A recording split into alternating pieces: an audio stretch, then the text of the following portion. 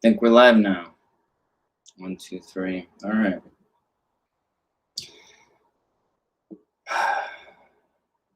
Just passed.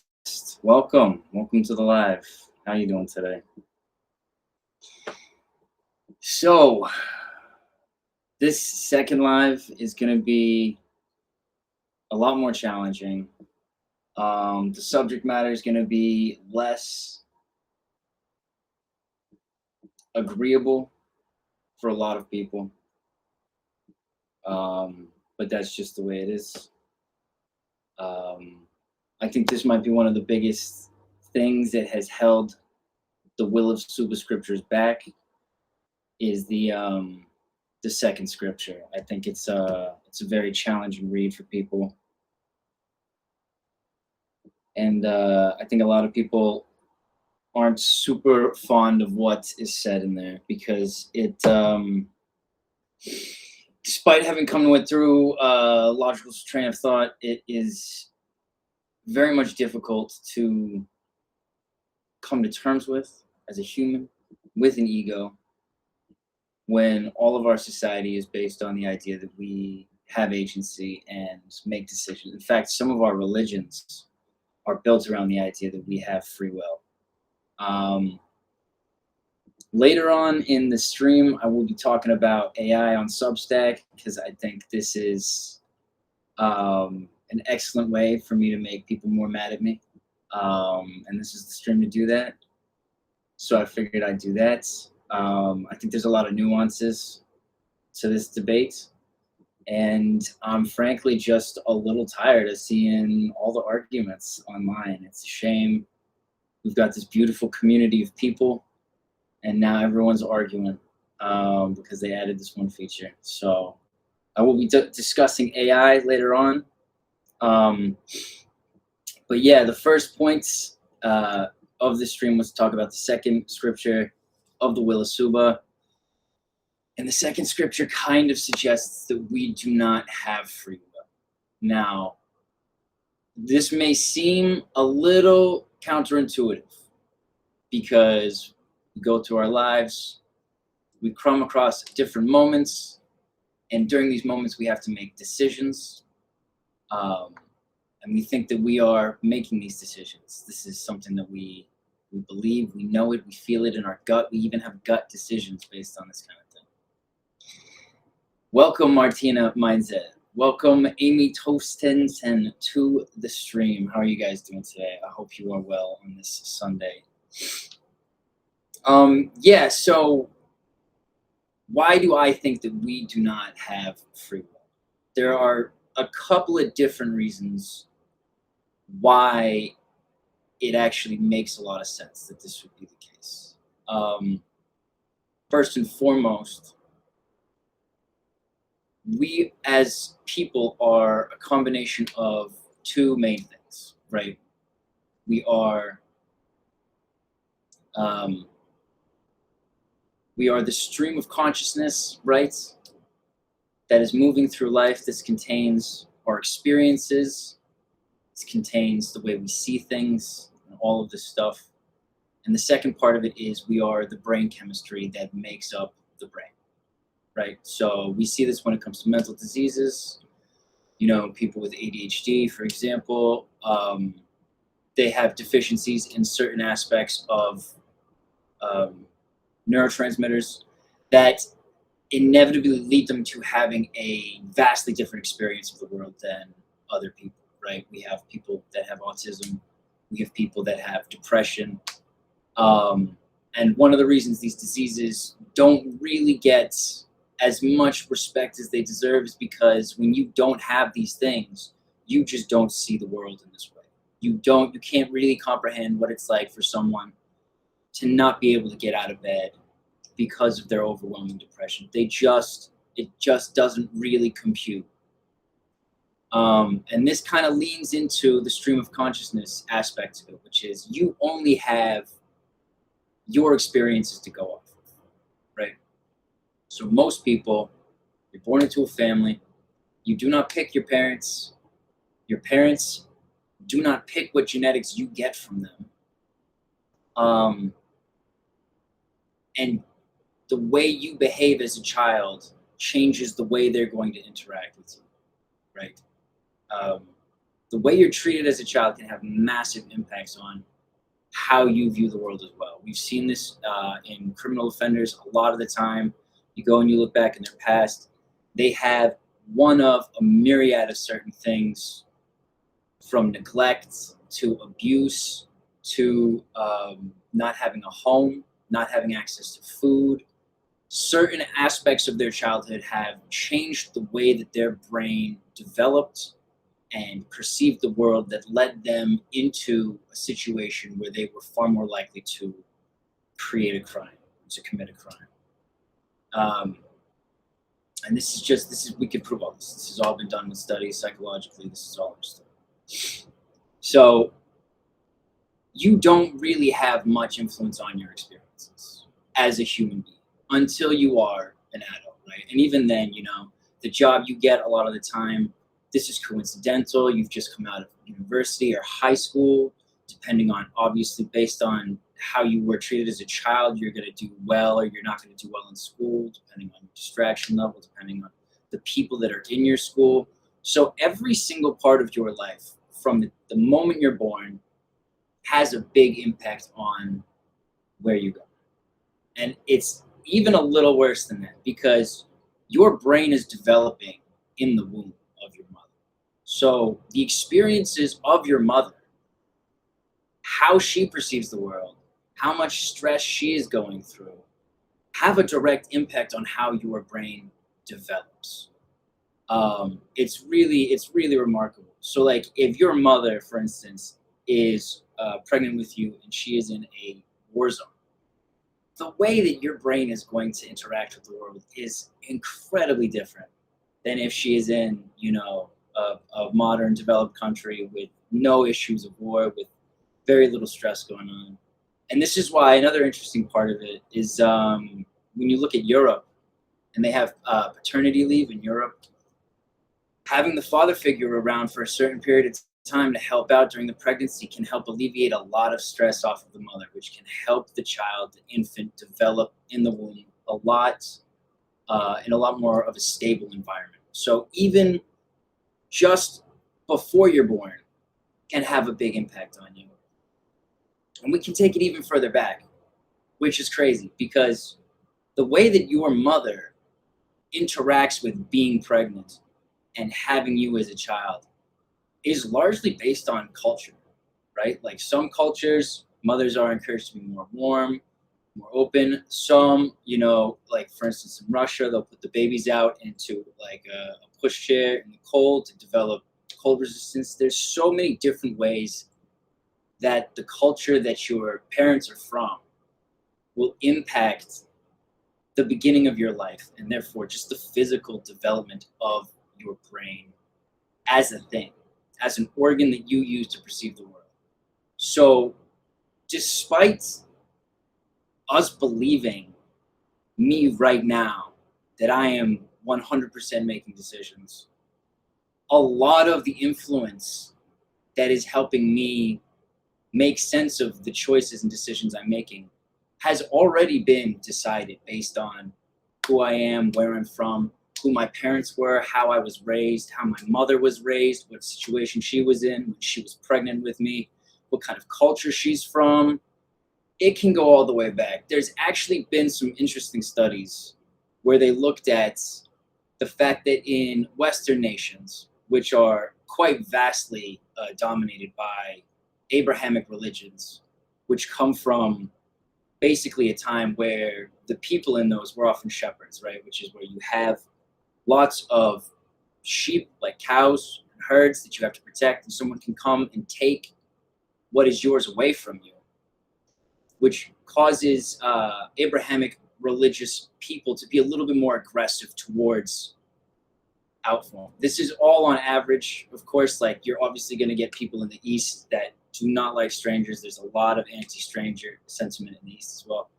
But the study was also looking at Chinese farmers, right? Because in China, specifically in China, rice paddies, they're not going anywhere, right? So people can't just sneak up in the middle of the night and steal your stuff. You're pretty situated. So there's so many interesting aspects that go into your brain and how it works before you even get to this century, right? They've done a bunch of interesting studies looking at people that were descended from families that died during the plague. There's a ton of really interesting stuff. If you're interested in this, I highly recommend checking out Determined by this guy, Robert Sapolsky. He's a neuroscientist. He goes into a lot more detail about it. I find this stuff kind of fascinating. Interestingly enough, I came up with this theory that there's no free will before coming across this guy. And I actually did it through God, right? The idea that I had, I'm going to stop quick and say, welcome Crossing the Threshold, welcome Pulp Rock, welcome Dipti Vyas, welcome to the stream. I hope you guys are enjoying yourselves today. Yeah, the thing that kind of clocked for me was, if you know someone very, very well, you know how they think, you've known them their whole lives, potentially, theoretically, if you can predict their behavior very accurately, and you can also see every single thing that they're going to come across in the near future stretching out, you would potentially be able to predict the entire path of their life, right? And the only person that would be able to do this technically would be an omniscient God that can see everything, that knows what's in your heart, that knows all of the different paths that are going to cross yours, that you're going to interact with. They can predict how you're going to interact with those, what the outcome of that situation will be, which direction you will go from there, and then which paths you're going to bump into next after that. So I had this idea.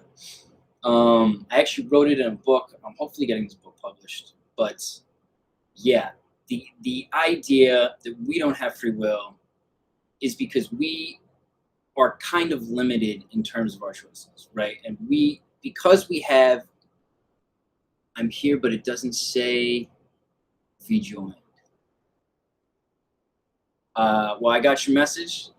If you can see the video, you're in the chat. So I think you've joined. Otherwise, I'm misunderstanding, which would be something very much that I would do. So yeah, it's the idea of free will is a very interesting one. I also like to talk about faith when I talk about free will, because there's certain aspects of religion that kind of suggest that God can see the future, that maybe God is outside of time. God can see everything at the same time. There's some allusions in the scriptures that suggest this is not the case. For instance, Noah, very famous example, Noah, God regrets creating man. If you regret something, that means that you feel bad that you've done it. You would not feel regret about having created man. If you knew the whole time that man was going to become this sinful, you'd just be like, yep, this is the stage we're at, and now we flood the earth. But there's a very interesting aspect to just how faith works when you have free will, because your options when you have free will are twofold, right? You have either you can have faith or you cannot have faith. And the people that have faith are the kind of people that don't need as much evidence to believe in stuff, right? This is what I have found vastly when you talk to people who are not people of faith, is that they just don't feel that there's enough evidence for them to commit to a religion or the religion that they were raised in or something like that. Or even they've had evidence that counterintuits that religion itself, you know. So you go to, say, Catholic school, and then you learn something about, you know, I don't know, some aspect of biology, and you're like, well, this doesn't add up to what we're learning here. And so now you don't believe it because you had evidence to the contrary. So your options when it comes to free will, when it comes to faith, are, do you believe or do you not believe? And this binary choice is already based on whether you are the kind of person that can believe or the kind of person that needs more evidence to believe. And interestingly enough, I think this is also why religions target children. I think this is why people bring their children into religion very early on, which I actually disagree with, because if you have someone that believes in Santa Claus, it's a little unfair to try and give them a decision that they have to make that is based on faith, right? Because they have tons of faith. Children have an issue with an abundance of faith. They trust people they shouldn't trust. It creates problems. So that's something that I actually say in the second scripture itself. I say we do not indoctrinate children in the scripture. Main reasons would be if you try and tell a child to work on their ego and that they have no free will, you will cause irreparable damage to that child for the rest of their life. So that's one of the reasons the Will of SUBA should not be taught to children. It is an opt-in faith. It is an opt-in spiritual belief. And that's another reason why I don't think children should be introduced to religion at a young age. But that's obviously just my opinion of that. So, yeah, free will is such an interesting idea. It's such an interesting idea because you're walking around and you get these options and you make decisions. And you're like, yeah, I'm choosing these things. I am choosing to do this or to do that. I'm choosing right now to stand on one leg, for example. But all of those decisions are so monumentally based on everything that came before to even occur. For me to even have the option of standing on one leg, I have to have both legs. So I have to have lived a life where I don't lose a leg, or I don't have a prosthetic leg. And I also have to get to a moment, for instance, like on a live feed, where I'm trying to demonstrate free will, where I would be prompted to stand on one leg there. So it's like your experience of life, of making decisions, is vastly out of your control. The majority of the time, you don't have a say in where you are. You don't have a say in how you're going to react to things. And this is why we have so many situations where you go in with low expectations and you come out and you're like, oh, that went better than I expected. Despite even understanding where you're going, without having experienced it yet, you don't know what's going to be there. And I think this is like the critical point of free will, is that you don't know what you don't know. So when it comes to free will, you only have access to your own experiences. You can only draw upon what you know and your own experiences in order to make decisions that are around. And I say make decisions because the decisions you're going to make are based on how you've experienced the world. The two go hand in hand. So it's a combination of your brain chemistry and your experiences. So you cannot draw on anything but your experiences. Now, the brain chemistry is as we were talking about earlier, you have the developmental aspect where just the way you've been treated throughout your life changes the structure of your brain, changes the way that you're going to deal with stuff. If you have lower serotonin, for example, you're going to be more cranky a lot. You might be more snappy. You might not have as many friends because of that. You might end up being a more aggressive person due to this. So even the characteristic traits of your behavior can be related back to your brain chemistry. They did this interesting study on judges, right? I thought this was really cool.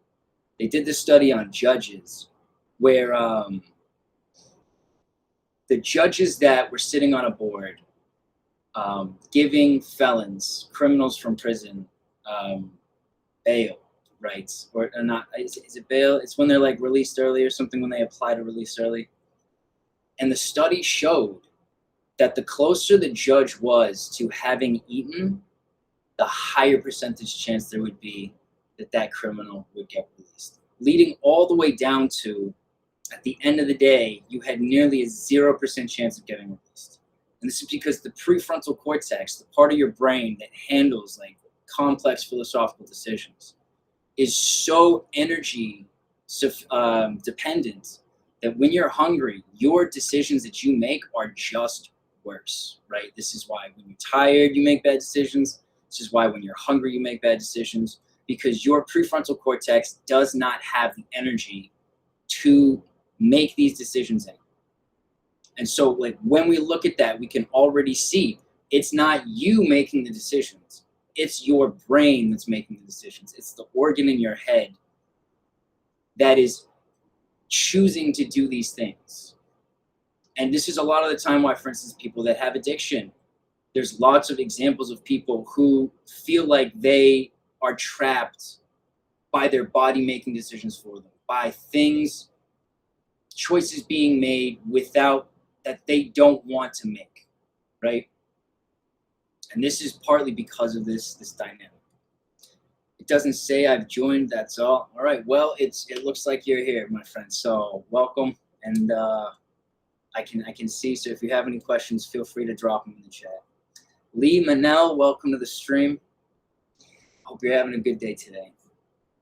So, I mean, this is a very it's a tough topic to talk about, because you are either going to be the kind of person who's had experiences in life that allow you to take this on and understand this and be like, this actually makes sense. When I think about it, this makes sense to me.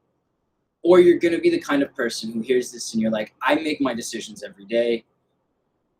I don't agree with this premise at all. And you're not going to be able to accept it. So the key point of this for me is like, you don't have to accept it. Once the information has been passed on to you, once you've stood and you've listened to this live stream and you've heard this argument, regardless of whether you agree with it or not, this now exists as part of your experience. And in the future, in the same way that I was talking last time, I had messages that I learned years and years ago that didn't really make sense until later on. You might need more time. You might need to have certain experiences. You might need to see someone incapable of changing their behavior or some other aspect of life before it really clicks and you're like, oh, actually, I have heard this argument that we don't have free will, and I can kind of intuit it now. It does make a lot more sense to me now. So the fact that you're just hearing this is exactly the whole point of these scriptures. It is just putting the opportunity for you to engage with this information, store it for safekeeping, and later on, if you find a use for it, you can use it. The craziest thing about free will is a lot of people will say, well, what's the point in living if you don't have free will? If you're not really making your decisions, what's the point? The point is, if you're the kind of person that is then just going to stop making decisions, your life will just get worse. Your experience of existence will just get worse. Making decisions, in a sense, is just part of living. It's part of how the reality, perceiving biology that makes up you as a being moves through existence. So if you end up not finding purpose after this, stick around, because later in the scriptures, we return with that. We come back to that purpose. We figure out what it is. But there is, and they did this actually with, a good example of this would be like with religious people, right? They found atheists, a lot of the time they'll say atheists don't have the same morals as religious people because atheists don't believe in God, so they don't believe in heaven and hell, so they don't believe that they're going to get punished afterwards. Now, actually, later in the scriptures, I have a great example for why believing in heaven and hell actually undermines your spiritual development. But at this point, the reason I brought it up is because when you do a study of atheists, and you are in a society that is primarily atheists, right? Like, for instance, in Scandinavian nations, they have very secular societies where religion has kind of been quashed out of politics and government. And what they find is atheists demonstrate the exact same level of morality that religious people do. And interestingly enough, actually, religious people are only more charitable than atheists towards their in-group. So, like, religious people are far less likely to give money or to do things for people of other communities of faith, and especially atheists. They absolutely hate doing that. But atheists are far more likely to have an egalitarian approach to charity and doing things for other people. So it's a different type of morality. And so, like, it's kind of a similar argument in terms of like, well, if you don't have a God, like, why do you behave? Why do you do anything right? You know, why don't you just run around and murder people and commit crimes all the time if there's no hell, if there's no punishment? And we can see people that live like this, right? A lot of the billionaires that are currently ruling our society kind of do whatever they want, and they don't really see repercussions, and our society has failed to hold them accountable many times for these things. But they're not very happy people when you look at it. We are social creatures by nature. There have been studies that show when young toddlers can do nice things for other young toddlers, that it makes them more happy. We as a species like community. We enjoy each other's company. We enjoy, and I think this is one of the reasons why like the internet's come in and everyone kind of feels a little less happy, is how easy the isolation is to lean into, right? Like we're out having this discussion in a sense, but we're all in different rooms. Like no one's together right now. And so you end up with this situation where, yes, you could do whatever you want. And if you actually don't have free will, you can technically do all of these terrible things and be like, it's not my fault. But then society will not agree with that. Society will be like, well, we don't want to spend time with you if you're going to be doing these things. And that loneliness, that isolation will have a negative impact on your existence. So there are reasons why not having free will does not mean you just stop making decisions. You just stop walking the path that you're on. I think it would take a very specific kind of person to just give up when they don't think that there's free will. And they have done studies on this. Specifically, Robert Sapolsky did some neurobiological studies on whether people, when they didn't really believe in free will as much, were more likely to act out, or more likely to do stuff. And they found that wasn't the case, right? Because people, in the end, we have an ego. This is the whole first scripture. We have this ego. It seeks out comfort and convenience. It seeks out, because life is tough. Life is a very tough thing. Lots of people just want to make it easier. Regardless of whether you believe you have free will or not, you are still going to have to make the decisions that come to you. The only difference is, if you don't believe in free will, then you understand that it is not necessarily you making the decisions. And this is the critical point of the Will of SUBA religion for this piece, because when you spend your time reading and gaining perspective, understanding other people, understanding their lives, understanding how they see the world, you are adding to your experience. So this is how we can use the lack of free will to our benefit, right? You can give yourself so much more understanding of the world around you, so much more understanding of the different avenues that you could go in. And when you come across the choices that show up in your future, that your body, your brain, your experiences will have to create an answer for, you will have so many more experiences to use in that. You can empower yourself to make better choices in the future simply by constantly learning, constantly consuming other forms of education. This is how we grow. This is how we actually improve our lives. This is what I personally believe. I think the more people you understand, the better. A good example would be like, you're going down, you have a decision to make, you make that decision. There's two options. You can only ever choose one option, right? You only ever have the one branch ahead of you, right? We like to imagine that it's a road with multiple paths. At the end of the day, you're always going to choose the path that makes the most sense to you, right? In that moment, you will always choose the one that makes the most sense to you for whatever reason. If it's an arbitrary thing, it might be something totally different, right? If you're walking down the road and you're deciding to cross the street at a specific point, and you think, I just feel like it, maybe I'll do it now. Maybe you look down and saw there's people ahead of you that are going to block your path. It's easier to cross now. Maybe there's no cars going right now. So there's all of these little aspects of reality that go into our decisions that help us make the choices that we make.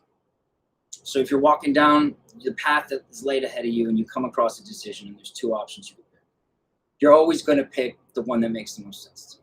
Now that may change if you have more experiences, if you have more understanding of the world. You might pick a different option because it might seem better. So that is where the power of this belief comes in, right? Because if we do believe that we have free will and we can make our own choices, it's the same thing. Having no free will does not change your life at all, right? In terms of how you make decisions. It can change your life in terms of whether you feel it's easier to forgive people or not, because when you understand that people also don't have free will, that they are acting in exactly the way that makes sense to them at the time, and they would do it over and over again in the same situation, it's a little easier for you to forgive them, right? Forgive them, Father, for they know not what they do. It's an incredibly freeing thing to be able to just forgive people for the harms they may cause you when you understand that they are not intending, they cannot control themselves, right? So an interesting point to be made. I'm gonna finish the whole, you're walking the path, right? You got the two paths. You pick one of them. Now further down, you might be like, oh, this is not great. I'd prefer to have taken that other path. But at the time of making that decision, you could not have ever known that until you had the experience of making that decision and going down that path already. So this is why learning from other people, like consuming other people's perspectives, consuming reading, consuming education, you can gain that perspective without having to go down that path. A lot of people like to read autobiographies. This is a great way of understanding other people's decisions and the consequences that came from them. Now, the context of the situation might be different. It might have a different impact because of the time, because of the location. Every decision is a little different. And that is kind of the beauty of your life, is no one is going to have the exact same experiences as you. No one is going to have the exact same choices as you. And everyone is going to think just a little bit differently than the other. That is like the real unique aspect of humanity, is that everyone's life, they might be similar, but they will be like vastly different when it comes to the very little details and the minutiae that makes a real difference to us. Hey, Michael Forrest, welcome to the stream. I'm glad you could join us today. I hope you're having a good Sunday. So I was talking about, I had something from the scripture I was going to go back and talk about. And then I continued on the path thing. I was talking about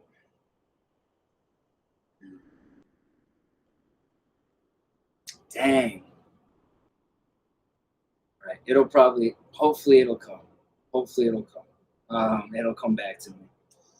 It's a very bizarre kind of thing to frame your life around. I was talking about forgiveness. I was talking about making the decisions. Can't remember, it's gone. This is one of the downsides of being me, is like, you know, you try and stick to a game plan and you just lose stuff. Stuff just disappears. Brain fart, 100%. I'm hoping it'll come back. The only way it's gonna come back is if I continue talking and talk about something else. So yeah, we're talking about education. We're talking about keeping yourself informed. Perspective is important because it will allow you to understand the consequences of decisions before you have to make the decisions.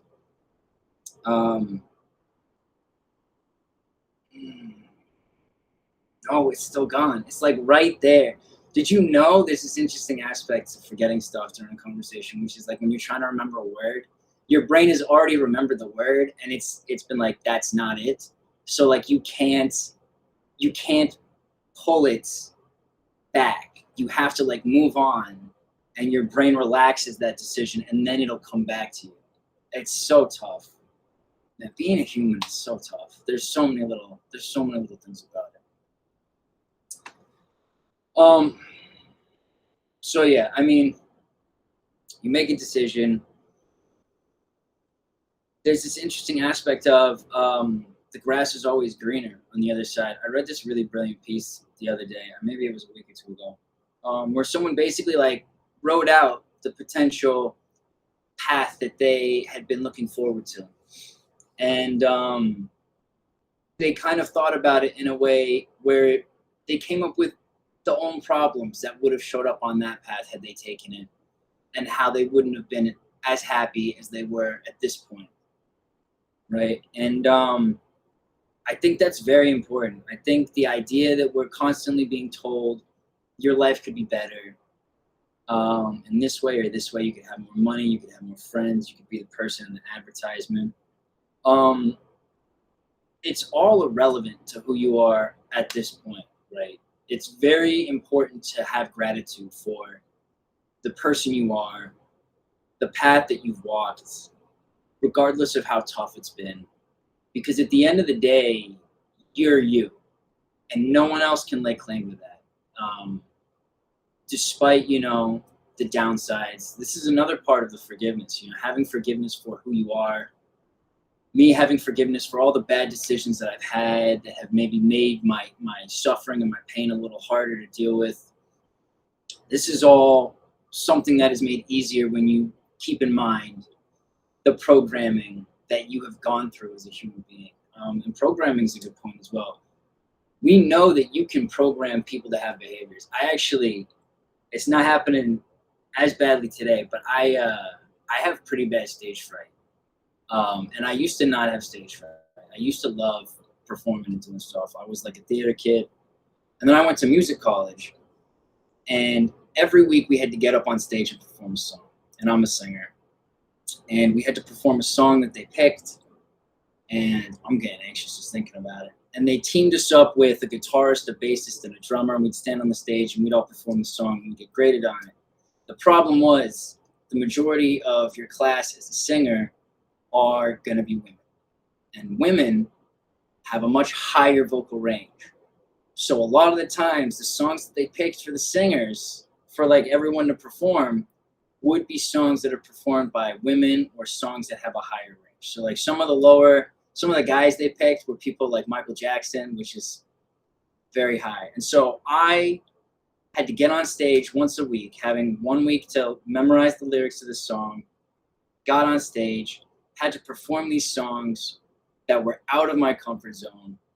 And there's a massive difference between when you're performing for people, just normal people, and you're performing for musicians who have tuned their ears to hear musical notes. And I got so much anxiety from having to do that I no longer play music live for people. It has instilled a deep-rooted fear in me. I was changed as a human being by this experience in a way that I could not control, right? And this is going to music college. I thought going to music college, I'm going to become a musician, and it made me less of a musician. And you never know how that is going to happen, how your future, how the situations you have are going to impact you. A lot of the time, people have these ideas. I want to go and do this. I think I know what's going to happen from here, and they get there, and it totally changes. It's totally unexpected, and they just have not had that experience yet. They haven't been through there, so they don't know what's going to happen. It's a very interesting thing. The fact that we can learn new behaviors. Yeah, you see this a lot. There was this moment. Hang on. I'm an actor, singer too. I learned to channel my stage fright as a spearhead to focus my performance. That's pretty cool. That's pretty cool. I'll have to ask. I mean, it's more, my anxiety comes more from before. Like, I freak out before and dwell on it and stuff. I've actually been a lot better since I got the Will of SUBA, because the Will of SUBA is all just about doing the hard thing. It's about, I'm going to do it. I'm going to accept whatever happens, the negative consequences. If they're tough, I'm just going to accept it, and I'm going to be grateful for the opportunity. That's the whole point. But that's a very interesting thing. And I might send you a private message and talk to you about that, so I can maybe get some assistance with mine, because yeah, it's tough. It's scary. I wish I could remember what I was going to go back to talk about from the actual scriptures. I'm trying to think about it now, but yeah. So the whole concept of free will, I kind of have come to the conclusion that it's not as accurate as we would like to think. A huge part of how you make your decisions is based on just the chemistry you have in your brain at that time. from previous moments, how you interacted with stuff. And these all impact your experiences, and your experiences are what you draw upon to make your decisions. So you have kind of just this one path ahead of you. You can never make both decisions at the same time and live both of these paths. That's actually one of the interesting arguments for parallel universes, is the idea that like every time you make a decision, a new universe happens where you go and do that, right? And we like to imagine, because we have creative imaginations, we like to imagine that as we're walking this path, there are like roads that veer off that we've decided not to take, that lead to different directions. But you can only ever choose one thing. There is only ever one straight path in front of you, made of all of the decisions that you're going to make based on who you are, based on the experiences you have. And you give yourself so much more power just by learning how other people see the world, adding to your perspective, gaining insights, gaining understanding. Reading is a great, great way to have this, to kind of learn more about how other people experience the world. And it can add to your own experiences, and it can change the way that you operate. I'm basically shy, so it's not easy for me. Rehearsal helps, but I hated auditions. Yeah, I can imagine that auditions would be nerve-wracking, especially if you feel like you messed up. I can see that being very stressful. So what else we got here in my notes? Got the womb.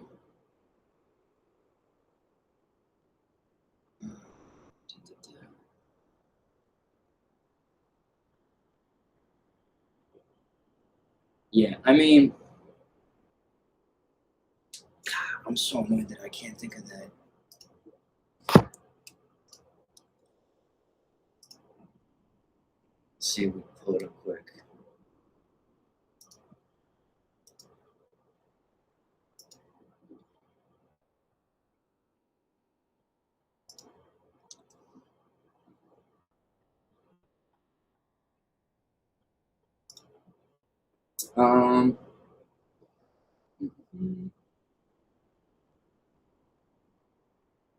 Kind of people.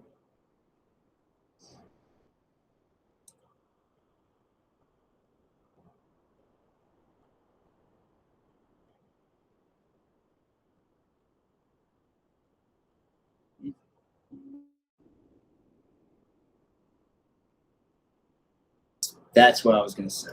Right. So if you took someone and you put them, restarted their life, you put them right at the beginning of their life, and you erased all their memories. So they were reincarnated as themselves at the exact same time. Would they do anything differently? Would they live their life in any different way than they already had? And how could they? Because they would still only be operating with the same original toolkits, with the same basic experiences. You can't. This is why people do horrible things to other people, because their experiences have diminished the consequences of that. They've diminished the responsibility that they have towards these people, or they've found ways to justify it, right? So like, you know, someone that is holding up a bank might be like, yeah, like there's insurance money. This is okay. If I shoot this person, it's because they were getting in the way of what I was doing, and I hold more importance to that than this. Like, they asked for it. You can see people making these excuses for their decisions despite not actually having control of the decision. Like, he shot this person because he felt threatened. Maybe his amygdala got triggered. He was scared of going to jail. All of these things come into it. But at the end of the day, if he thought he was going to get away with it without shooting that person, he might not have done it. So it's based on how you see the world. Everything comes down to just those two things. It's just your brain chemistry and your experiences. And neither of these things do you have much control over at all. It's pretty sad how little control we have.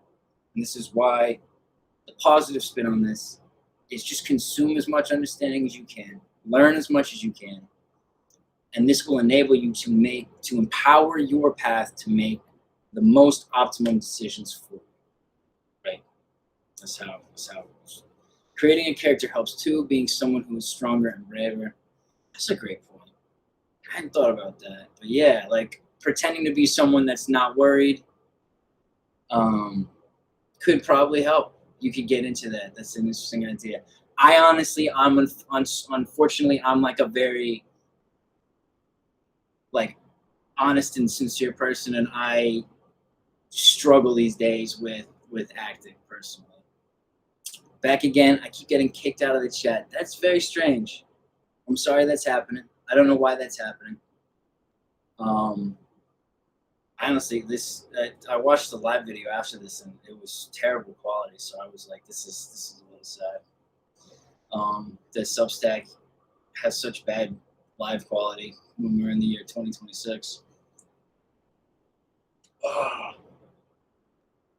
So yeah, a great example of people being trapped by their experiences would be abused children, right?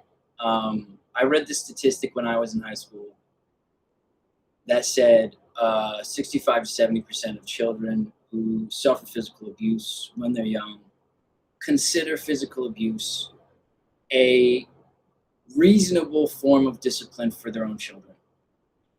And it kind of stopped me in my tracks because I had this memory from when I was 12.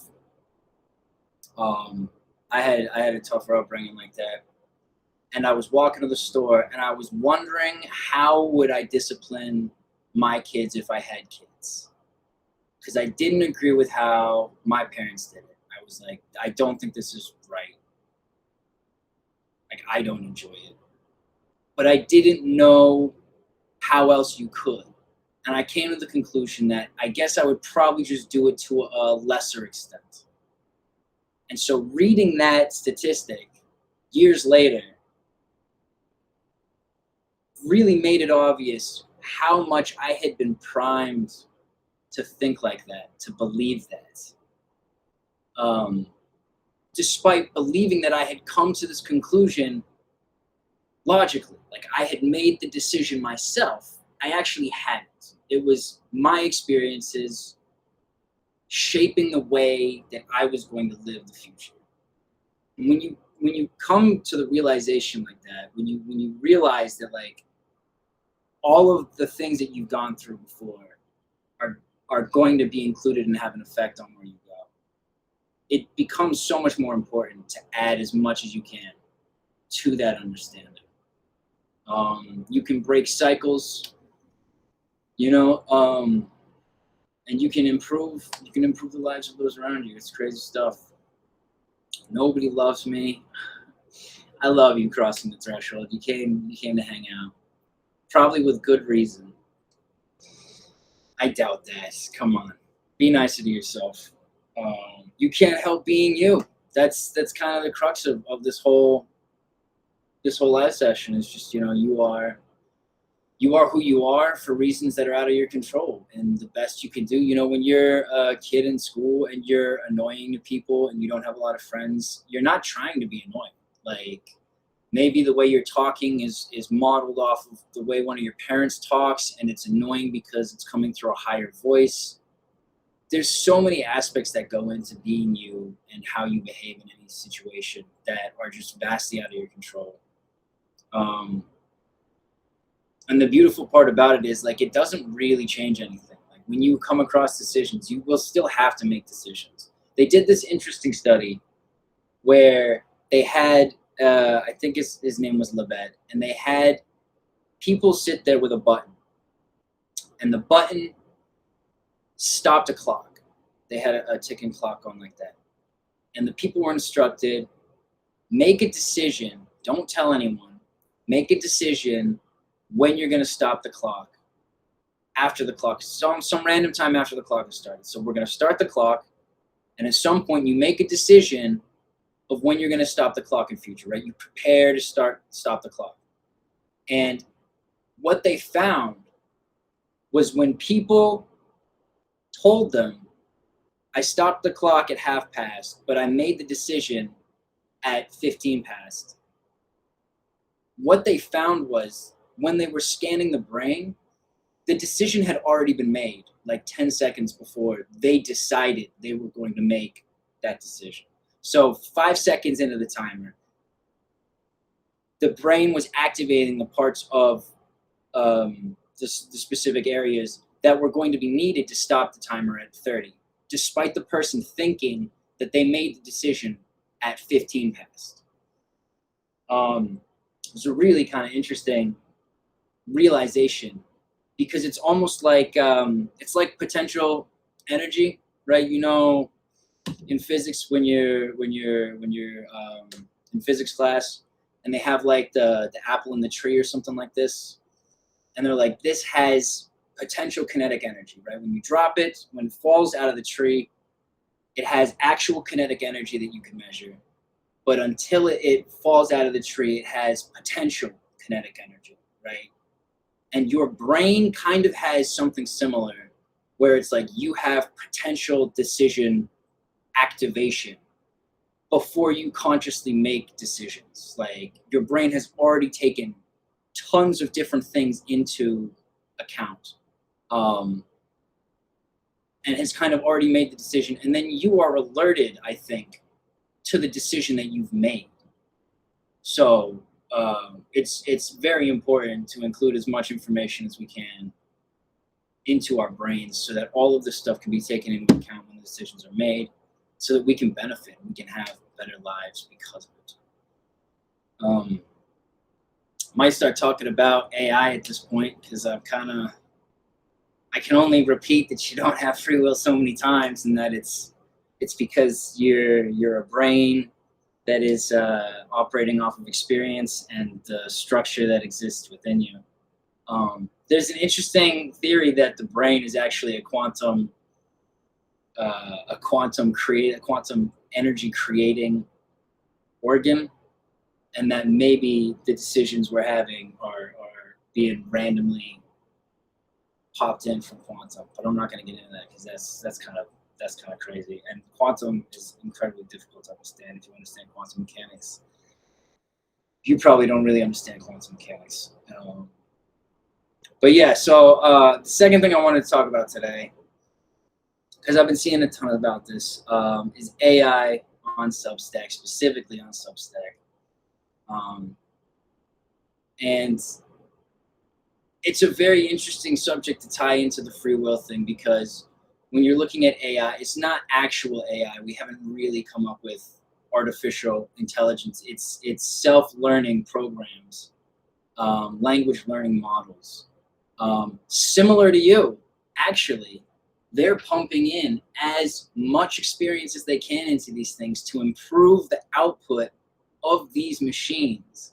I wrote a drabble recently. A drabble is a 100-word story about that question philosophically whether we are just biological machines that are designed to perceive reality, right? The ego is obviously going to say no. You know, like lots of people are going to say we have souls, we are special, we have a purpose to be here. God made us for a reason, and that's all fine. I'm not trying to change anyone's opinion of that. You're allowed to believe what you want to believe. But it kind of looks that way with the AI stuff coming out. It kind of does, especially when you take into consideration the free will aspect. The fact that we may not have free will, that our decisions are being made before we even think that we're making them automatically. And then the stream of consciousness that is us kind of acknowledges the decision once it's already been made for it. It's a very interesting thing to start talking about AI, just because that's how they've tried to mimic the human brain, right? They're trying to mimic how we operate, and this is what they have. They have language learning models that they feed all of this literature, all of this art, all of this stuff into, and stores it in data centers, and then it draws upon it later on to make practical use of it in the same way that we have memory for our experiences. So it's a very interesting 1-2 hit. Now, my personal approach to AI, especially on Substack, is I don't use it. I don't use it at all. I don't use it for editing. I don't use it for my thumbnails. If you go back and look at my earlier thumbnails, I make all of this stuff on Canva. I use my sister's Canva account to get access to Canva and the stuff that is paywalled on there. And yeah, I opt out of using it. That is my choice. I don't hold it against anyone that wants to use AI. That is totally up to you. And I think that's an important thing to remember, is that we're all making choices. Like if you choose, I saw this argument recently from someone, and I'm going to get into the arguments because the arguments are why I'm talking on AI right now. I think a lot of the arguments have just been very poorly thought through, very egotistical arguments. And you know me, I'm fighting the ego every day. I think people need to tone down the ego. I think society is suffering because of the ego, because everyone wants things to just be so much easier, so much more convenient and comfortable for them. To what end, I would ask. But yeah, first argument I want to kind of break down was someone accosted a writer that I know, and they said, it's unfair of you to use AI when the rest of us aren't using AI. And I was like, well, you could use it too. Like, what is stopping you? It's like you're running a race and you're tying your foot behind, and you have to hop the race, but you're getting mad at everyone that hasn't done this. Like, if you are choosing to not use the latest technology, if you enter into a math competition and everyone else has a calculator and you're opting not to use a calculator, you can't really get angry at these people for trying to use the competitive edges that are available to them, you know? Like, it's your choice to do this. And I thought that was a really poorly thought through aspect of it. Another problem that we have with the Substack AI, which I know from personal experience, because people do not change their minds when you bring them information, when you bring them evidence that refutes their opinions. You have to be someone like me who is willing to see evidence and be like, I guess I was wrong, and that feels bad, and I'm prepared to accept that because the most important thing to me is the truth. Like, if you can prove to me that something is actually the case consistently with evidence, I will change my opinions. I've done this before. I'm very proud of that as part of who I am, right? I think that's an important part that people should all try and incorporate. But they did this study. I have this great example. I just want to stop and say, welcome, Martha. Welcome, Delta Munich. Welcome. I'm not sure. I think that's Munich. Welcome to the stream. I'm happy to have you here. I have this great example. Someone made a post on Reddit where they said, people don't change their minds when you bring them evidence that refutes that opinion, right? And someone else came in and said, I don't think this is true. I think you're wrong. I think if you provide people with evidence, they'll change their opinions. So the first person brings a study where they literally found this is the conclusion. They tested a bunch of people. They brought them evidence that refuted. The people rejected the evidence. And the second person then replies, yeah, well, I still don't think it's true. And it was the greatest encapsulation of what the post was made about, which is just like, people don't. I've literally had this happen. I've been speaking to people. This is why I've stopped having political discussions with people, because I've spoken to people about politics stuff, and then I'll show them evidence that the things that they just said were not accurate, and they'll get mad at you. They'll get angry. They'll tell you it's fake. The ego is a very, very powerful thing that drives most of us. I'm still liable to the ego. This journey I'm on, the Will of SUBA scriptures, this is a lifelong journey of being humble and remembering that the ego will constantly, every day, try and take control back, try and encourage me to behave in ways that I might feel ashamed of or regret later, because it makes the ego feel comfortable or happy at that point in time. So this is something that's important to remember. And it also alludes to the whole lack of free will, because a lot of people do things purely on their ego. Like, they are 100% ego slaves. The best example would be the current president of the United States, who literally just does whatever makes him feel good in the moment, and he seems like the most miserable person I've ever come across. The antithesis of someone that would never be able to follow the Will of SUBA path, because it's just too late for them and they're too far gone. But yeah, like, you cannot argue politically with people. You cannot argue factoids with people, because they'll just reject them. And this is the problem that the Substack AI is going to provide, is it's going to bring people this false narrative, right? Because I don't believe that the Substack AI is accurate. I think the Pangram AI is not accurate in terms of how it detects and what it detects as AI, right? I was reading a piece earlier today. Someone who writes news articles was like, when I quote news articles, the Pangram detects that and thinks that it's AI generated, despite me quoting someone, you know? So it's like, suddenly there's going to be a lot of people that are being flagged for AI that aren't actually using AI. There's a lot of people that use AI for editing. I think personally, this is a totally fine use of AI. If I was going to say, if I was, dictator for a day and I was going to say what you could or couldn't do with AI, I'd be like, you're not allowed to prompt stories with AI, but you can use it for editing. That makes sense. It's the calculator argument. It just makes something that is tricky easier, right? You're not generating the whole story brand new, but you're editing it and you're manipulating it. The problem is that edit might get flagged by the AI scammers.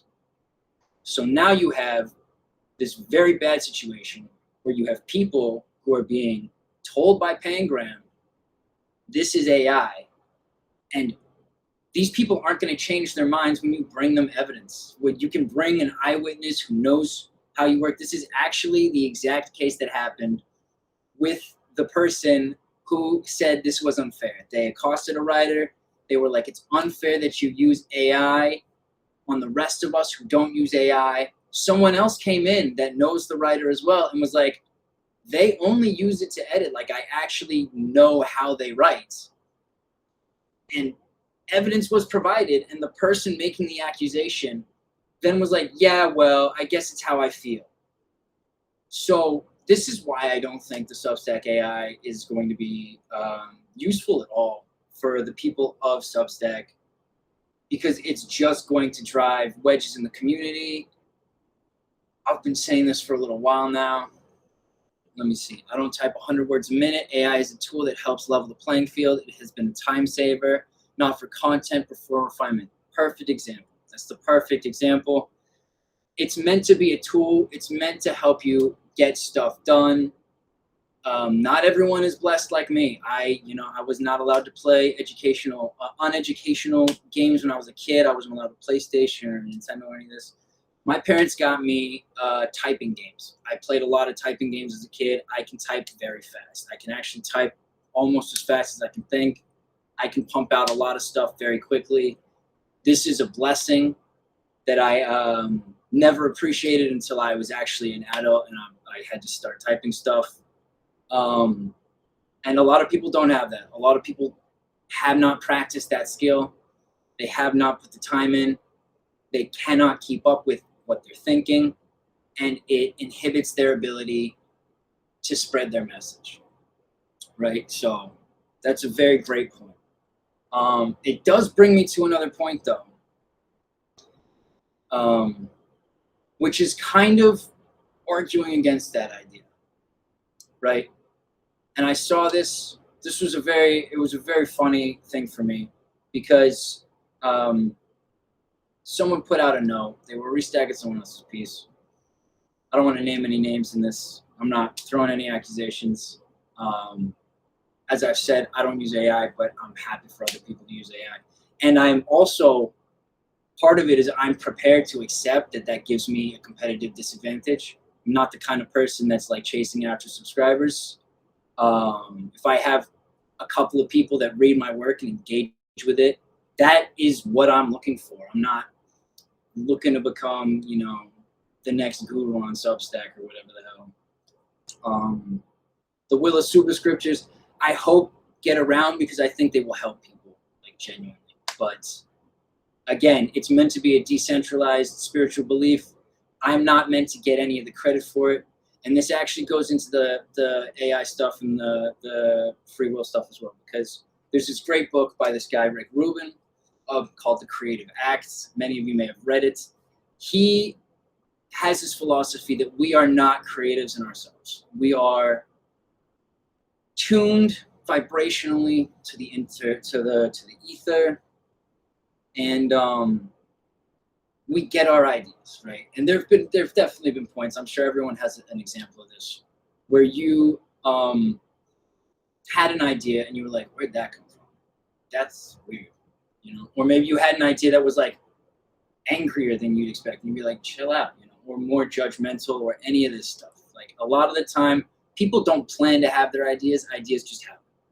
And so I personally, my belief when it comes to creative stuff is that none of it's ours, right? Like, I have a story where a guy, you know, gets transformed, a pizza delivery guy gets transformed into a piece of pizza by a pair of cannibal scientists that want to be able to eat humans in front of other people, right? Sounds weird. You're like, how the hell would you come up with this idea? I was eating pizza, and I was like, it would be terrible to have to be this piece of pizza and get eaten, right? And like, the story logically just descended from that, right? When I was 12, another example, I sat down with someone older than me, and he was like, how would you fix the global warming, climate change thing going on? And I had just been learning about biology, about the cell, and the idea I came up with was like, you get plant cells and you make like a paint, right? Like a paint that's like moss. And you paint this on top of airplanes, because airplanes are above the clouds. And so they're going to get sunshine all the time. It doesn't matter if it's a rainy day or not. This is my 12-year-old brain thinking about this stuff. And the idea, I sat on it, didn't do anything with that idea. Several years later, a team of scientists in Spain patented that exact idea. Another example, sat down one night, I was going to write a movie script about space pirates. I was trying to come up with an idea for a weapon, and I didn't want to use a lightsaber, like a laser kind of sword thing. It's like, I don't want to take stuff from other places. I want to come up with stuff originally. And I logically was like, well, what you could do is you could have a sword, and you could have electrodes at either end, and you could have like a beam of electricity that it's creating from the two metal things. So it's kind of like a cutlass, the one-sided swords that pirates had, and I was like, that's really cool. I sat down that evening, put on a Netflix show about space pirates from Japan. The guy has the exact sword that I had come up with on my own already there, right? So humans are not that creative. I mean, you want to go, like George Lucas, for instance, I just talked about not stealing from Star Wars. George, like, I'm learning Japanese right now. That's how Yoda speaks. Like, he literally just copied the idea of how the structure of Japanese sentences. Anyone that speaks Japanese will know this. And he put it into the way Yoda speaks and just has him say the words in English. Like, Japanese sentences often end with desu, and that means it is, right? And so George Lucas clearly got inspired from something, transformed it a little bit, and incorporated it in his own thing. Like, we are not really coming up with all of our own ideas. It's the same thing with the free will.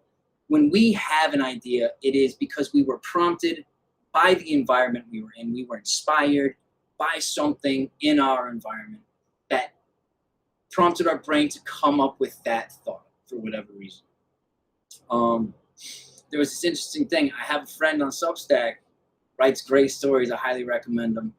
For like 3 weeks, I would have an idea. Oh, I'm going to write this story. about, this. And they would come out with a story, and I had not told them. And the story is literally the same idea, right? I'm like, I'm going to have a story. In fact, in my life, this baby bird fell out of a tree. This crow was attacking it. My fiance got my attention. She's like, I don't know what to do. We put the bird in a box. We looked it up. You take it to a wildlife clinic or something like that. So I took the bird to the wildlife clinic, and I'm coming back, and I'm thinking about the story about this guy that loves birds, and there's like a predatory bird, and I haven't even written the story yet, so someone could take this idea from me. The guy has this predatory bird that lives around him that is like murdering all of the birds that he loves. Just a bird-themed horror story. I get on Substack, I'm reading my friend's article, and it's called Birdman, and it's about a serial killer that leaves dead birds everywhere he goes. And it's so funny because just this consistent, it's almost like we were tuned into the same creative frequency from the universe, like getting the same, not like the exact same stories, but the same kind of inspirational themes and subject matter for our stories for like 3-4 weeks in a row. It's very, very interesting. So I personally don't think that we are generating our own creative ideas. I think we're being inspired by the universe, using our experiences. This is why, again, it's important to have as many experiences as you can, leading on to that free will thing. But it brings me to the AI subject, because the argument that was made was that we only have ideas, right? And when it comes to sharing these ideas now, I think the exact words they used were, the gatekeeping is over. Ideas matter more than skill. And I looked at this, and I thought, if you are going to call practicing something as gatekeeping, then you are your own gatekeeper, right? Now, in terms of the comment in the chat, I'm not going to shout the name out. You can practice typing. You can get better at typing. It is a skill. Obviously, for some people later on in life, it might be too late to develop certain skills in order to have certain capabilities, right? But I think the main problem is we live in societies that kind of keep trying to demand higher levels of quality. And I don't think that's necessarily true. So you can go and you can look at my Substack, specifically the horror Substack. I have started drawing my own thumbnails. Like, I'm not a great drawer. Never classically trained at drawing. I doodled cartoons, when I was like 10. But the drawings that I'm doing now, I'm actually practicing drawing by doing these things. And each time I put a thumbnail out, I feel like it's a little better. And I'm pulling up pictures online, and I'm drawing the picture. I'm getting better at hand-eye coordination. This is all an experience for me that I'm valuing, right? Developing this skill. As a musician, as someone that plays guitar, lots of people believe they can't sing. If you pulled up a musical key, right? Ba-da-da-da-da, like that was out of tune. But for example, and you practice that every day, you will gradually get better at singing. Like, if you play the guitar every day, you will gradually get better at that thing if you are getting the right information to work on it. And so if someone wants to say that practicing something is gatekeeping, that is really not accurate, right? Like, if you have chosen not to practice this thing because it doesn't interest you, you have also decided that the end result of being good at that thing is not worth your time, right? That's a choice. In the same way that someone that chooses not to use AI is choosing to handicap themselves, People who have chosen not to practice art, not to practice writing, not to practice music, and then turn to AI to write their stories or to create their art or to produce their music, that's the same thing. That's the same thing. Like, you handicapped yourself.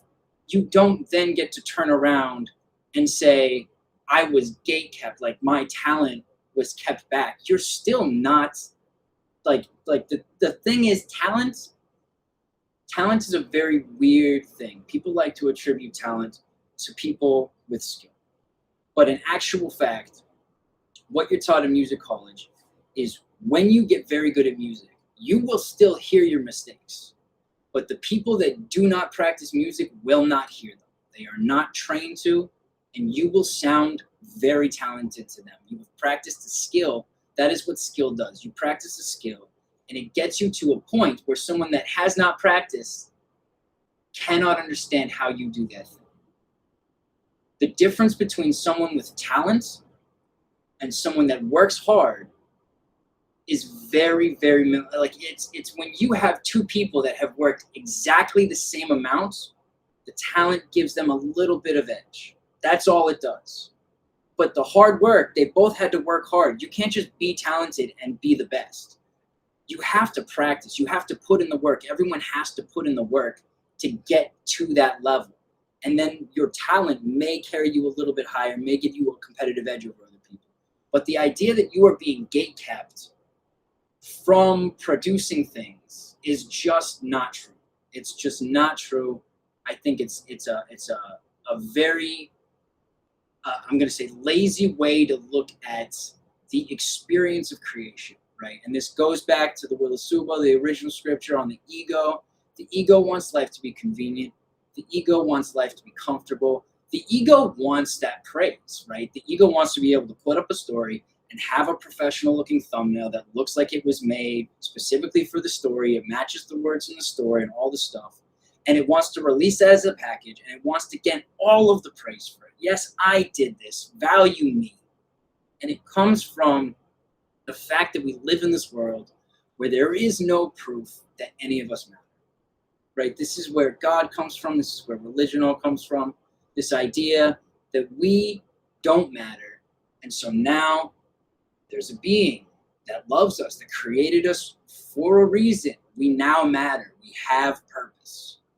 The ego is terrified of the idea that we don't, right? And this is, I'm not going to argue whether we do or not at this point, but this is how the ego operates. The ego is constantly seeking out comfort. It's constantly seeking out convenience.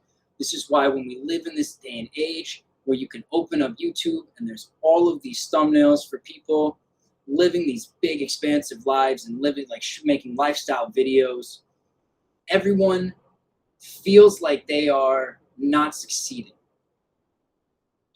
We're constantly bombarded with these messages that we don't matter. You don't matter if you don't have money. You don't matter if you don't have talent. You don't matter if everyone doesn't know you, all of this stuff. But we all know the flip side of that coin, where there's the celebrity who feels isolated, who feels alone, who might commit suicide out of depression. And people are like, how can Ed Sheeran actually sang this in a song? He's like, people say you're not meant to be unhappy. You're living your dream. And it's like, that's just not how life works, because everyone has pain. There will always be pain. If you succeed, suddenly people don't value you for you. They value you for what you can do for them. They value you for because you are a person of status that they can use to improve their own status. It's this whole ego game, right? This is like the downside of AI is increasing this incentive to live a life of comfort, to live a life of convenience. Rather than people practicing skills, they can now skip over that part and they can just produce. And again, I don't have a problem with this. I've come to terms with it. My fundamental belief is that you are undermining your own life, right? Practicing the skill of drawing has been so nice for me. I cannot speak Japanese, but practicing Japanese is so eye-opening for me. And that's because I view life as a long journey. It's not about the destination. It's not about having the finished product. It's not about getting there and having a perfect image for my piece, right? It's about me creating something and enjoying that act of creation. Now, I think it's a little unfair when you get into the monetization aspect of it, where people might be prompting AI to produce writing for them or produce art for them, and then they try and sell that.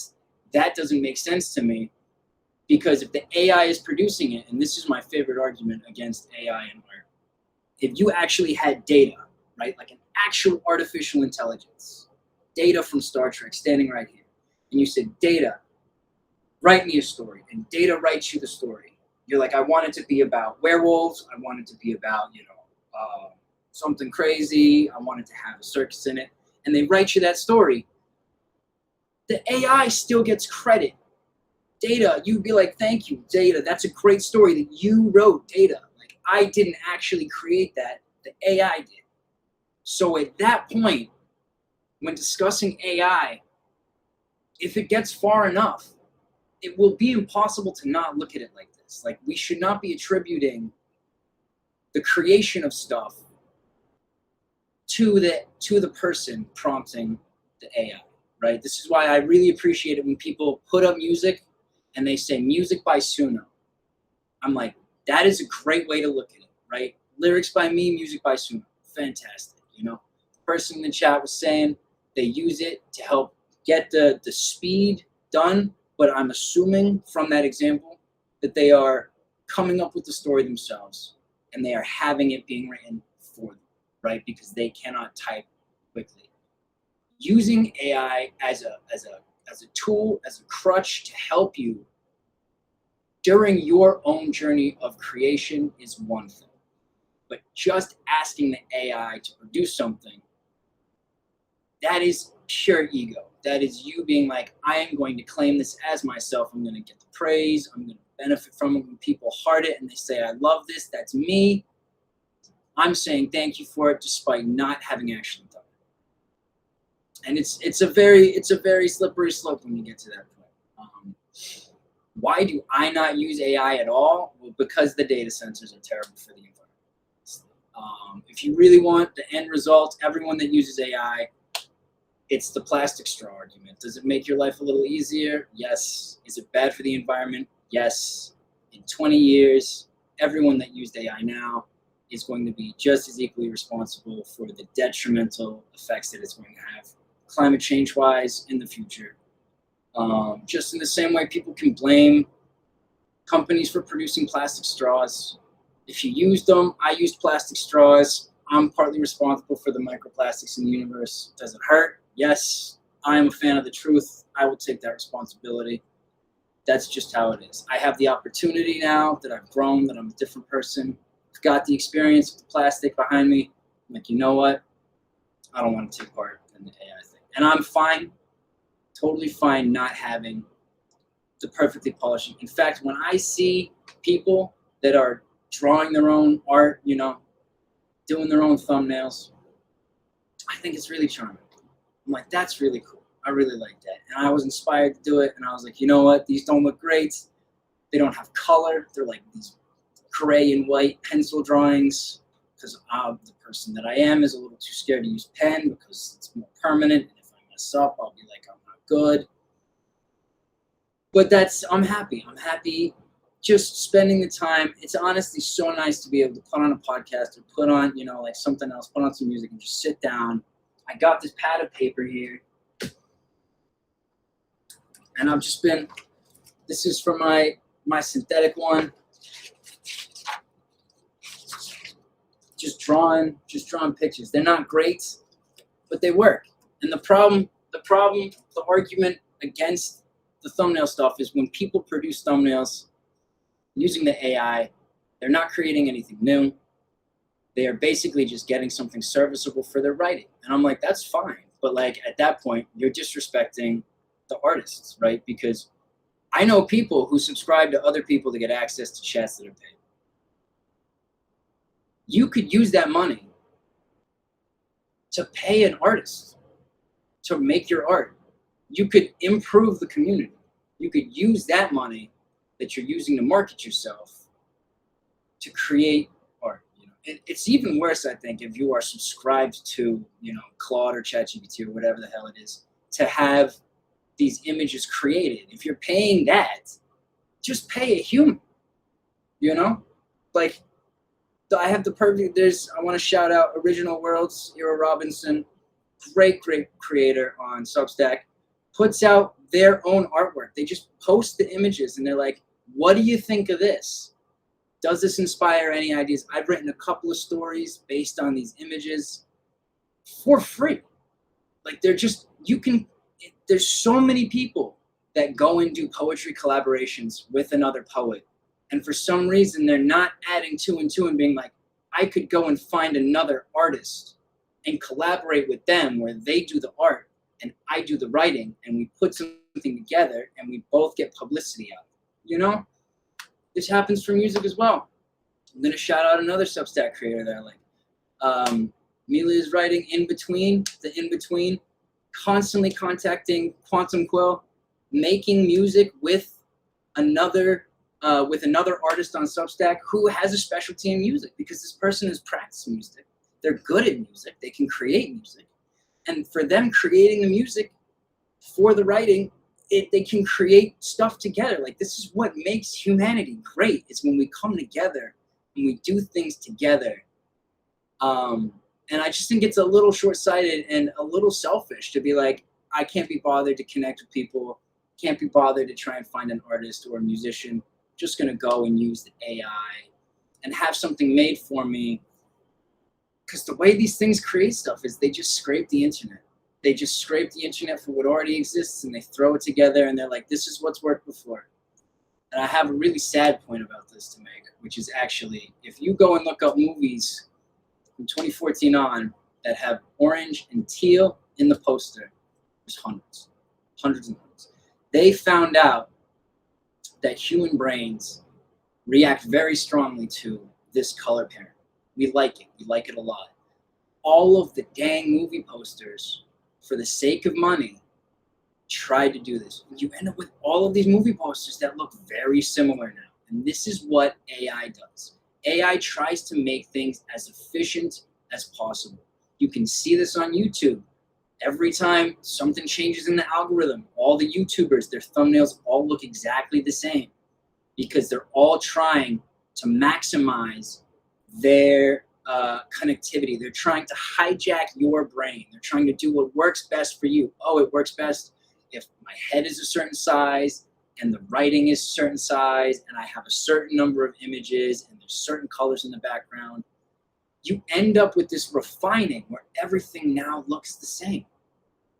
And that's kind of counterintuitive to art. That's the whole point. Like, I was listening to the Pixies the other day and I was like, yeah, this does not sound like it's well produced. But if they had made it through AI, it would. And it would just sound so much more like everyone else's music.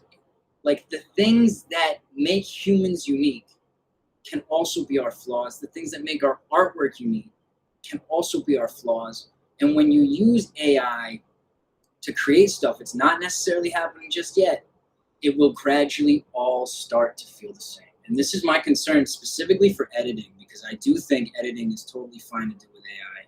I'm concerned that people are going to end up releasing stuff that just feels like it was written by the same person, right? Because their own voice is getting edited out because it's not as efficient or as effective as the AI voice, right? And the AI voice is gradually going to be over time refining what is most effective for our brains, right? This is the sad point. This is what Meta did. This is what Facebook did.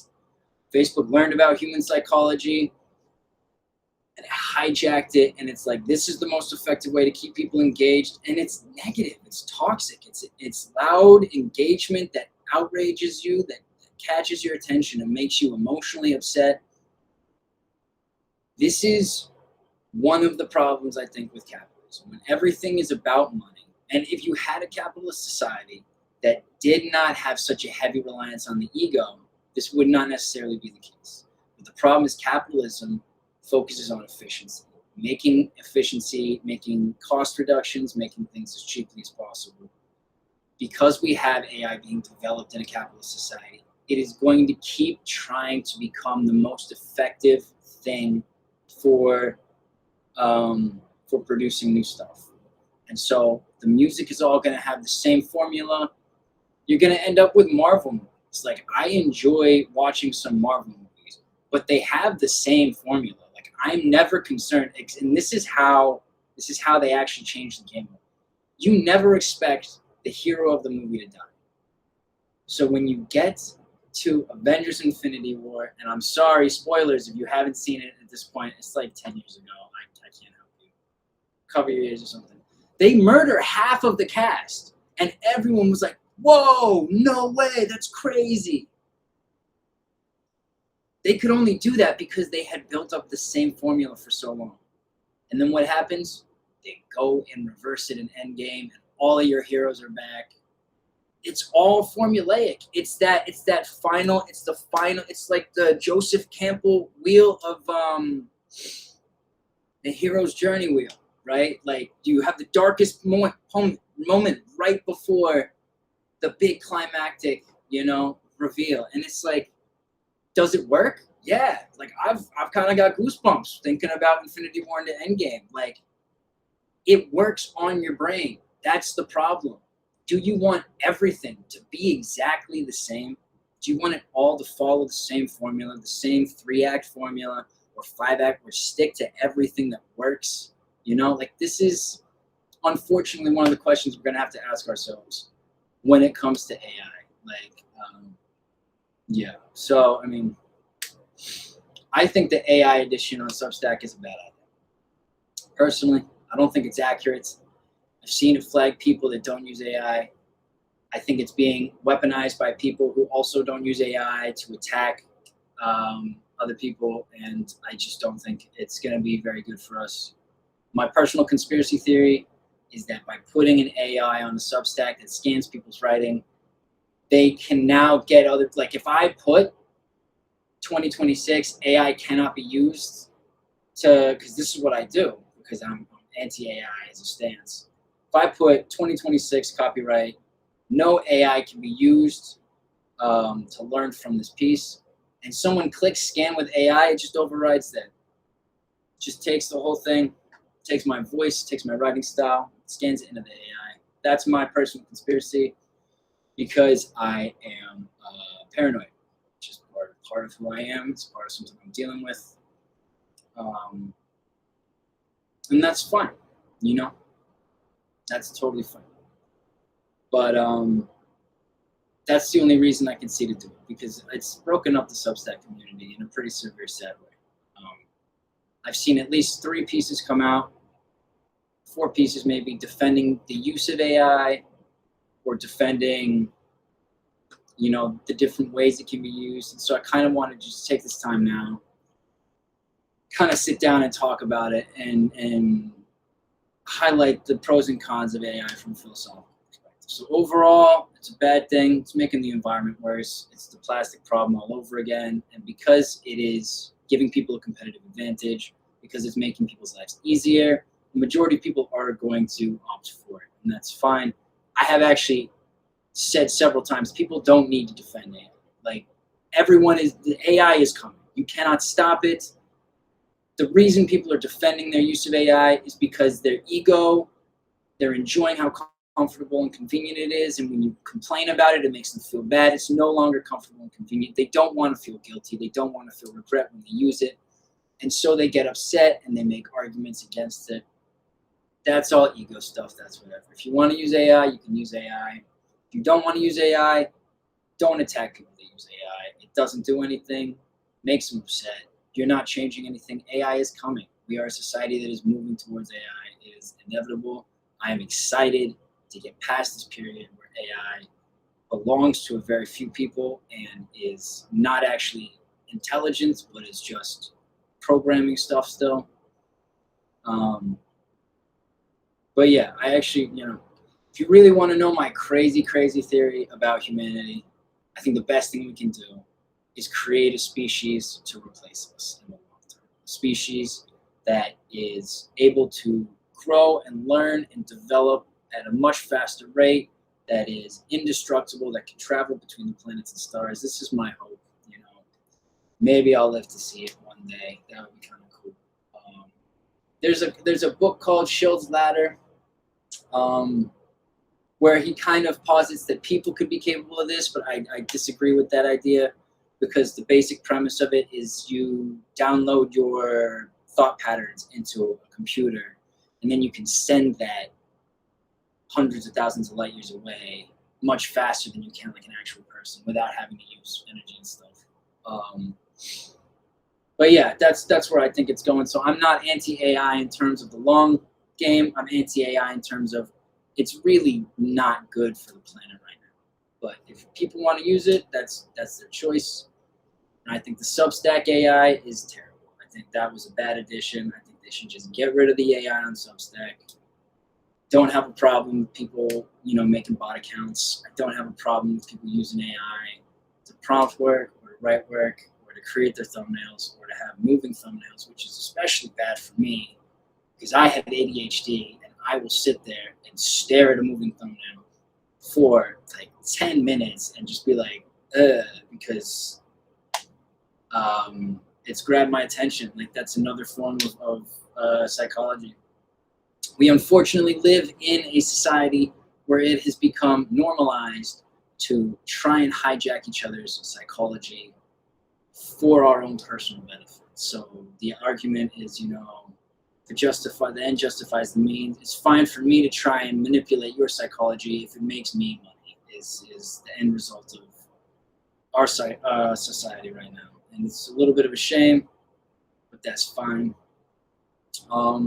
But yeah, I think adding the AI scanner to Substack is just not good. I think it's bad for the community. I've seen great arguments for why it's not good. I've made some myself. I don't think humanity was ready for the internet. As someone at the age of 13 that saw videos of people killing themselves online and all of the bad shit that happened during the 90s and the 2000s with the early internets, and even now with, you know, these wealthy men just trying to use it to manipulate people's psychology and spread disinformation. I don't think humanity as a species was ready for this technology. I don't think we've adapted very well for it, and I think we are definitely not ready to deal with AI. I just don't think we're mature enough, spiritually and mentally and functionally as people. So that's my take. I've covered the free will thing, kind of drew it into the AI stuff. And yeah, if anyone has thoughts, I'd love to hear your thoughts on the AI, because yeah, I think it's in general, I think it's fine for people to use it. I think in some ways it does give people that never practiced skills the ability to now produce things. And because I don't think that we are creating our own necessary ideas, the fact that the AI is not going to produce anything brand new is not detrimental to the development of art or music or any of this. But yeah, I think it can create moments where people have experiences. I think someone can listen to an AI song or they can see an AI picture and it can inspire something in them emotionally, where they go and they create something new. I think that's a very interesting relationship to have. And I'm excited to see what happens with AI in the future. I think it's a very interesting concept. But yeah, if anyone has any opinions on the AI scanner on Substack, I just think it's not good. I just don't think it's an accurate scanner for starters, right? So it's like, why would you have it? If it's not fully capable of actually identifying AI writing versus not AI writing, the only thing you're going to do is kind of torpedo the careers of some people or the popularity of some people that don't use AI as if they do. Um, yeah. It's a very, I think the use of AI is a very nuanced topic. And I think the problem is people are taking one side or the other. And I don't really think it's that kind of topic. I think it's more of like, you have to look at everything in general, rather than just being like, it's either bad or it's good. You know, there's definitely great uses for it. I don't know how much of that is in art, but I know that they're using AI to identify cancer in people much more fast, um, which is a great thing. There's definitely great uses for it, planning stuff, architectural stuff. Um, yeah, no, it's such an interesting thing to discuss. And like, okay, so like a fun question is if we are considering um, learning a skill, right, practice, as gatekeeping people from the art of creation and stuff, are we considering learning and studying as gatekeeping people from intelligence? Like, would you trust someone who has not studied medicine at all, but has an AI that they ask all of their medical question opinions from, and give you diagnosis and give you ways to heal yourself? Would you trust that person? And the interesting question there is like, it doesn't matter as much when it comes to art, because art is an experience. While as medicine could be life or death, intelligence, studying and learning, and come full circle to the second scripture, you know, making sure you have as much understanding, making sure you have as much experience of life as possible, can only benefit you going forwards in your future. It can only improve the path that you are going to be walking. And it can add to the person that you will end up being inevitably as you walk that path. So, yeah, no, it's a very interesting topic to talk about. I think AI is, I think a lot of people are very emotional about it right now. I think there's a little bit too much ego involved. Hey, I'm being egotistical by saying that, by removing myself and being like, I'm not part of this. I'm not part of this debate. I'm not gonna take part in it. It's definitely an act of my ego trying to create some separation, make me feel unique, make me feel like I matter in some way. So yeah, kind of just meandering now.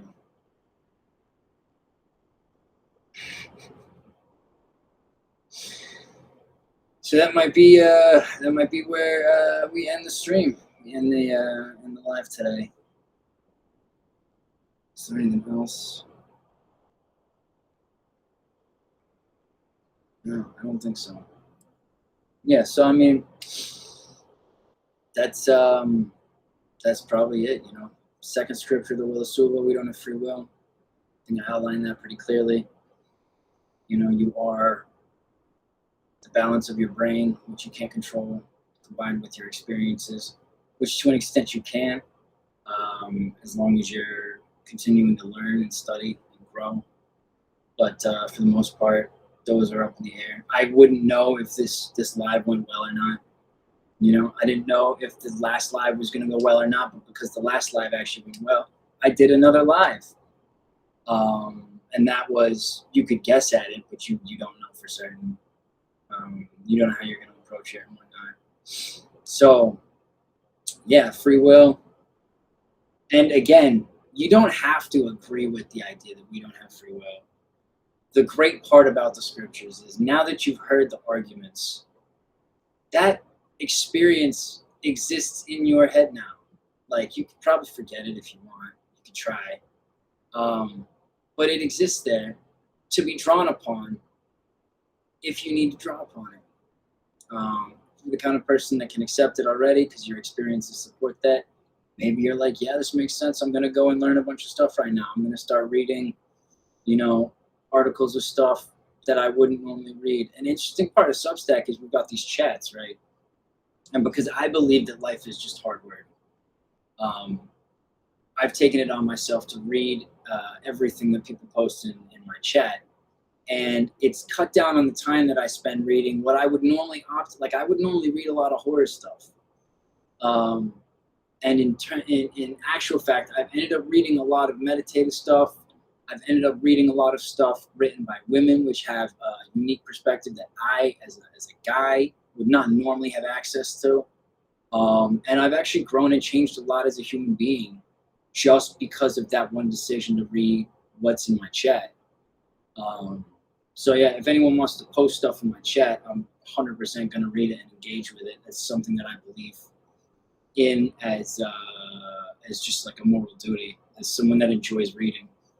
But yeah, it's benefited me just doing the hard work, leaning into what is like the difficult, arduous task ahead has 100% changed me as a person for what I think is the better. It's deepened my ability to understand people and the perspectives of the world around. Yeah, I feel like part of that, it ties back into the AI thing. Like if you want to practice something, that's the hard work. That's going to add your experience of doing that is going to change you as a person, and probably for the better. You might get a lot out of it. You might grow. You might feel positive because of it. So, if you don't agree with the idea that we don't have free will, reject it outright. Maybe there were some people at the start here who were like, I don't like this. They left. They could not help themselves from leaving. Like it was too upsetting or challenging or whatever. I don't know if that actually happened. But yeah, like we operate on what we think is right. And that is just the combination of our brain and our experiences. And because we don't have full control over either of these, we don't really have control over the decisions we make. But the people that were here that heard this argument that we don't have free will, that might have left or don't agree with it, it's in their experiences now. They can still utilize that concept moving forward in their life. And that's kind of the whole point of what the scriptures are. So, yeah. Talked about that. Talked about AI. Talked about creating stuff. It's given a lot of people the opportunity to produce things in the world that they would not have produced. And I think that's a great thing. I think we're still at a stage where there might be a little too much ego. Maybe if the end result is what you're aiming at rather than the experience of creating, you're kind of missing the point. And that is the exact same model system that undermines our society as a whole when people are more focused on the end results of like what they can have versus just getting it, right? So like it's so much more rewarding to make a meal yourself than to pull a meal out of the freezer and microwave it, and it probably tastes a lot better.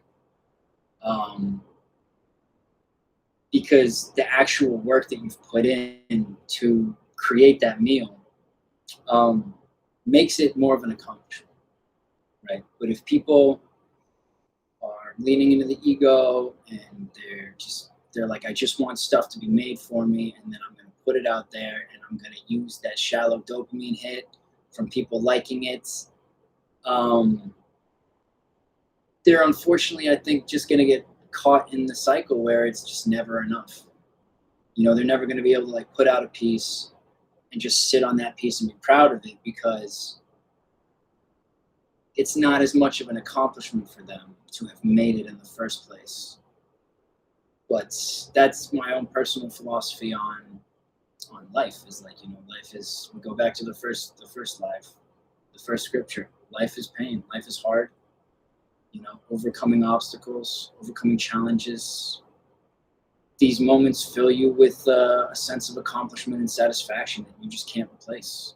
You can't replace it. Like, people's proudest moments are times where they did things that were incredibly hard. You know, you go run a marathon. People run marathons because the feeling of completing the marathon is just something, is just so fulfilling.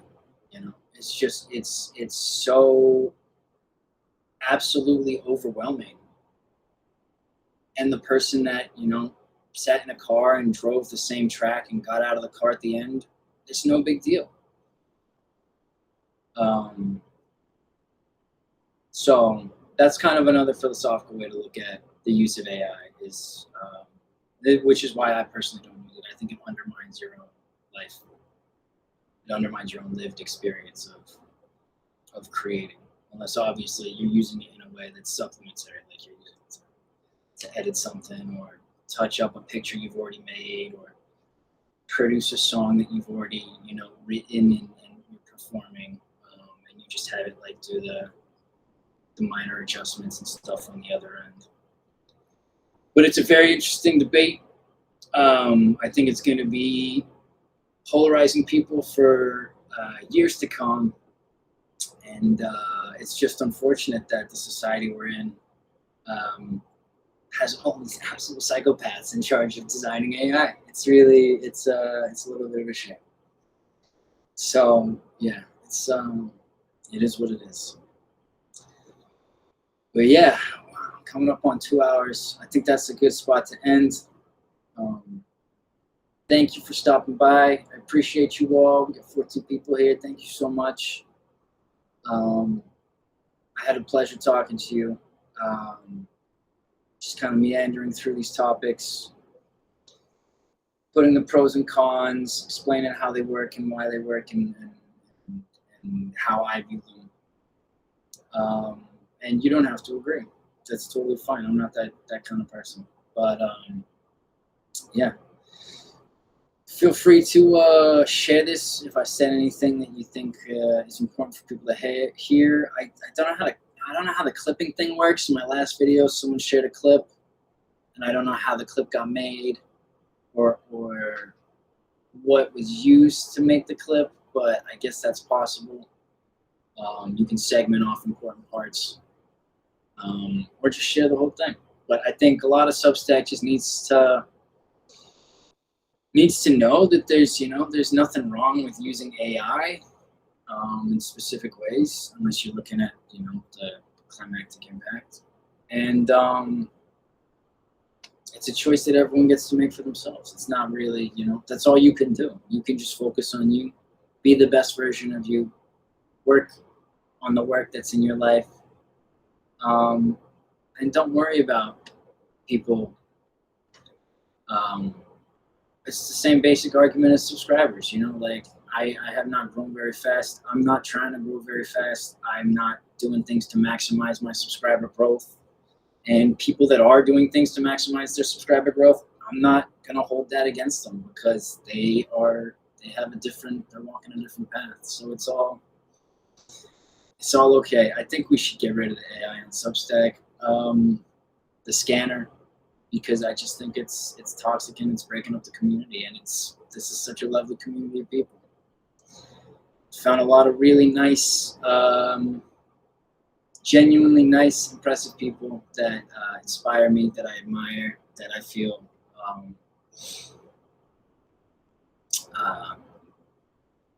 have a good way of looking at the world. And regardless of whether that's the way I look at the world or not, the fact that there's so many different ways of looking at it is what kind of makes looking at the world something fantastic. So that's going to be, I think, it for me today. Talked for a lot, ran out of steam. I think I've repeated myself a lot. I don't want people to think that I'm like overall anti-AI use. I choose not to use it, but people can do whatever they like. And that's totally cool. That's totally cool. I honestly have not put out any music. I'm working. I have one song that I've recorded, and I'm currently still teaching myself how to do music production. So I'm watching these YouTube videos, fiddling around in guitar, GarageBand, and whatnot, and I'm still trying to get it. So one day maybe I will release music, but kind of leans to the gatekeeping aspect. I'm being gate kept by reality and my lack of ability in terms of that. But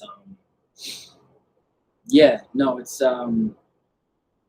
someone puts out Suno music and someone else listens to it and has an emotional reaction. It can inspire thoughts and stuff. That's a good thing. This is a good thing that people are having experiences. So yeah, it's a very interesting, nuanced topic. I could talk about it again if people want. I think I've kind of said everything that I can without further information or experiences. So I'll probably just call it there. Probably just end in the live. Let's see. Thank you again. Appreciate you all for coming. I didn't say Robin Rivers, welcome, but thank you for coming.